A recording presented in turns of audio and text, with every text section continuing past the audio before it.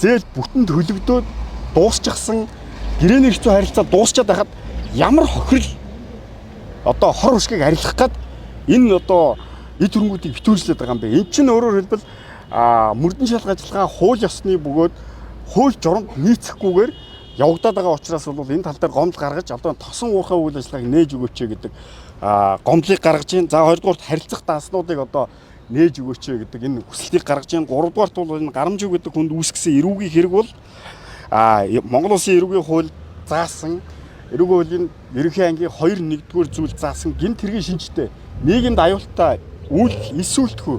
Өөрөөр хэлбэл одоо огт байхгүй маа гарамжуу гэдэг хүнд холбогдуулан 2024 оны 5 сарын 29-ний өдөр эрүүгийн хэрэг үүсгэж ялагчаар татсан тогтоолыг хэргийг хэрэгсэхгүй болгож ялагчаар татсан тогтоолыг хүчингүй болгож өгнө гэж бол хүсэлт одоо холбогдох гомдлуудыг өгж байна. За мөн ажилтнуудын зүгээс бол албан шаардлага өнөөдөр бол нийслэлийн прокурорын газарт бол албан ёсоор одоо гардуулах гэдэг орж байна.